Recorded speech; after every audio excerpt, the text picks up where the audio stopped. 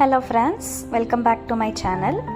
So இன்னைக்கு நம்ம வந்து ஒரு சூப்பரான ரெசிபி பார்க்க போறோம். இது எல்லாருக்குமே ரொம்ப ஃபேவரட் தான். டின்னருக்கோ பிரேக்ஃபாஸ்ட்டுக்கோ எதுக்கு வேணாலும் பண்ணிக்கலாம். பன்னீர் பராத்தா பற்றி பார்க்குறோம். ஸோ அதுக்கு வந்து நான் கோதுமை மாவு எடுத்திருக்கேன், ஒரு 4 கரண்டி போட்டிருக்கேன். நீங்கள் மைதா மாவும் வேணும்னா போட்டுக்கலாம். நான் இதில் மைதா வந்து இன்க்ளூட் பண்ணலை.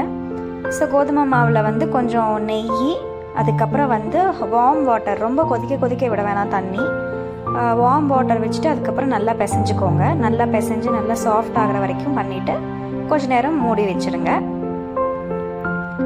பன்னீர் பராத்தா பண்ணுறதுக்கு பன்னீரை நான் கிரேட் பண்ணி வச்சுருக்கேன். ஸோ அதில் வந்துட்டு 1 டீஸ்பூன் ஆஃப் சால்ட்டு, அதுக்கப்புறம் கொரியாண்டர் பவுடர், தான் கொத்தமல்லி, அப்புறம் சில்லி பவுடரு. உங்களுக்கு வேணும்னா நீங்கள் வெங்காயமும் போட்டுக்கலாம். நான் அதில் வெங்காயம் சேர்க்கலை. ஸோ அதுவும் நீங்கள் பண்ணிவிட்டு தனியாக எடுத்து வச்சுக்கோங்க. ஸோ ஒரு 20 மினிட்ஸ்க்கு அப்புறமா நீங்கள் வந்து மாவு வந்து பராத்தா ரெடி பண்ணுறதுக்கு எடுத்து வச்சுக்கலாம். ஸோ இது கொஞ்சம் ஒரு மீடியம் சைஸில் நீங்கள் அந்த உருண்டை எடுத்துக்கோங்க. ரொம்பவும் பெருசாக வேண்டாம், ரொம்பவும் மெல்லிஸாக வேண்டாம். ஸோ மீடியம் சைஸில் பண்ணிவிட்டு ஓரளவு வந்ததுக்கப்புறமா அந்த பன்னீர் ஸ்டஃப்பை அதில் போட்டுட்டு நம்ம பராத்தாவுக்கு பண்ண வேண்டியது தான்.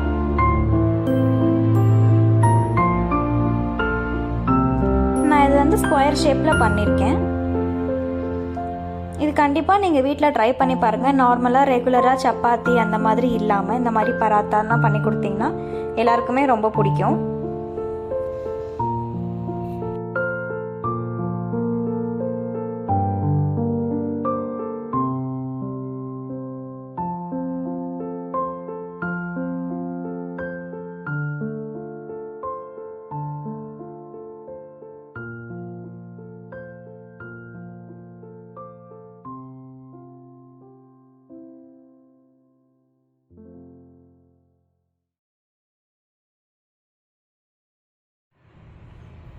ஸோ இப்போ பன்னீர் பராத்தா ரெடி ஆகிடுச்சு.